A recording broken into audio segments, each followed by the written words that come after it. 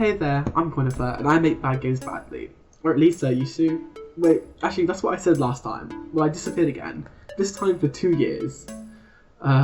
So, what have I been up to? Well, not much, but I did make a roguelike, like 2 weeks ago. For once, me and Penguin ditched our lifelong rivalry and joined forces to make a roguelike in 7 days. Unfortunately, I'm not making this video like I do most, which is at the time of development, so it's a bit retrospective-y and a little bit storytellery. Anyway. You're bluffing! Shifu didn't teach you that. Nope. I figured it out. Skadoosh. Bruh. So day 1 started with me and Penguin having a meeting. We allocated chores and using a cello board, which we never actually used again, as well as discussed themes and ideas on a meaner note. Once again, we never used that again.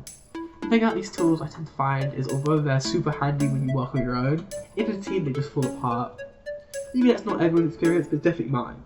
But anyway, he gets allocated the level generation code, as I'm just not enough of a thinker for that. And I get allocated player code. Both of these things really need to get knocked out of the way before everything else. So that's our starting point. I started tinkering away on it when Penguin told me, well, you're not going to use a finite state machine, to which I had to learn what it was. I think jam's a really good time to learn new skills and push yourself forwards, because if you don't finish, you better you'll know how for next time. But yeah, I started watching a Heartbeat tutorial on it, drew up some sprites, and got it working around the second day. 2 was sort of all about making the gun. I know about a million times before this I've done that, so I just had it all memorized pretty much. I mean, making some fire is pretty easy in the learn. But this time I also had to learn something new. Custom classes. Well, technically I started learning that in the beginning of the finite state machine, but this is my first time really going wild with it, and I made quite a few mistakes, especially with implementing them, which learning through the game jam, sort of I figured by the end of the game jam I figured out what I've done wrong, but I'm currently fixing it as of writing this segment actually. I know this is like the boring part of game dev, but I feel like no one shows the learning process and how having guidance for the community is really like where most amateur game devs have to learn. And if not for someone who knows how to do it better, showing me how to do it better, I would be stuck in the ways I've done before. And I think it's really like uplifting to the community we have. So let me talk a little bit about the actual game then. In the background you'll see me playing it. This is my roguelike, for me and Penguin's roguelike, titled Eldritch Labyrinth. That was supposed to be a placeholder name, never came up with one better. And that sort of fills you on the theme we picked. We decided it was going to be Lovecraft / Eldritch themed. Originally, you were sort of going to fall in, like the original concept I had, the reason it's all black and white and everything, is that you're going to fall into the void of monotony, and that you were an office worker, you'd be fighting through sort of a twisted, distorted office, and that was like my main goal, but I just felt like I couldn't achieve that vision in the time thing, so I was like, well, what can I draw? What's in sort of every game? Floating eyeball monster, so it came out to me, that's probably why. And I will say the art in this game took a lot of inspiration from the body of Isaac and Edmund Millen's works. He's one of my like personal icons, and I think he's the games he made I very much look up to. As well as that, we base quite a bit of sort of the play style and how the game controls Penguin's personal favourite roguelike. So we sort of mashed together 2 of our greatest interests and also an Eldritch theme, and that's what we came out with. So let me tell you the story of days 6 through 7. So day 6, as of a lot of reasons I don't do game dev now, I was spending time with my partner. You know, when you grow up, you have less and less time for hobbies, and you spend more and more time with people. And that's what I was doing. So I sort of left Penguin to work with enemies. I think he got them mostly done throughout this day. But when I got home, I was coding crunch till 4 AM. Now, something I kind of neglected to talk about is just how much work I put into the game throughout the 7 days.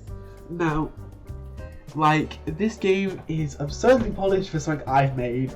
And also for like a 7-day roguelike, it's kind of ridiculous how much work has gone into it. I'm used to only having like a day or two maximum for game jams, so the amount of work I put in just felt like so extreme to me. It really put in perspective how important this was to me, because I spent most waking hours on it. So day 7, we had sort of spent the whole day finishing up things together. We spent probably 6 to 8 hours coding together, and by the time he went to sleep, I was still finishing the game up. So it gets to 7 o'clock, and I'm still finishing things up. The game's mostly playable now. I finished the boss fight, I implemented death, I made the UI a bit nicer, and then out of like nowhere, I compile it to finish it, and this error comes up, and the whole level generation system just stopped working. And I was so scared, because Penguin did the level generation system. I didn't know what to do. And I called him, and he actually woke up. You know, it's 7 AM, he fell asleep about 3 or 4 in the morning. So he picks up, as in Batman, he says, "Oh, I'm sorry dude, I forgot this one line code. I should have known to put it, there was a bunch of errors about it." He uses some sort of cool deferred function. I don't know what that means. I still don't know what it means. He's explained it to me, I don't know what it means. Puts it in, everything works like magic. I set up the itch page, I publish, there we go. Drama about it, but honestly, it was getting to the point where I was so tired that I had school the next day, so I had to finish it, I had to submit it. And I was so tempted to just wait and have to email in and ask for late submission, and he saved me. And honestly, this jam has been such fun because it's been teamwork. I've never done that before. I've never had someone else to work with, and it's made me so driven because I always knew there was someone to catch on my slack, and when he was slacking, I was there to push us back up. There was always time. It made it feel like there was so much more time and so much more I could accomplish. And I see why so many people do this in teams, because it's so fun as a team. Anyway, I'll leave you with this. This is a video of me beating the boss fight, and then we can talk about what's happened since. So, as of right now, the 18th of March, the only version of the game you can play is the web build of the jam.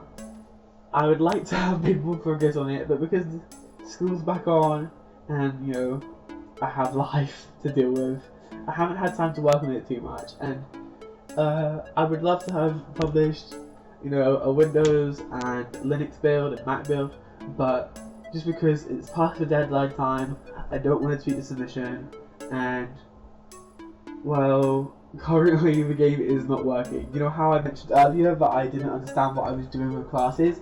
Well, I really didn't understand, and looking back on it, I really implemented them in really weird, janky ways. So what's happening now is I'm going back through and rebuilding all the systems in non-jam code. So that means I have to redo the item pedestals, item rooms, you know, I have to do a bit of player code, a little bit of bullets and guns, or bullets and guns have to be completely remade. I just did it completely wrong. Like, they would work, but they're not ideal, and I want them to be ideal for us to keep working on this game, because it's a fun little project, and the fact we have it all documented on GitHub means that even if we stop working on this together, and this isn't really a main project for either of us, so we probably will, we still have it. We can still add little things we want to tweak the game and make it more fun for you guys. I mean, I have about 8 viewers at the max, so no one's ever really going to care too much about this game. But I still think it was pretty neat that I made a roguelike in 7 days. So that's pretty much it for the video. I'm gonna make another one when I finally update this, and when I get my jam submission back, when I get like my jam results back. So we'll see where I placed. I hope it's quite high. I know I definitely didn't win, but we gave it a good go. Thank you guys.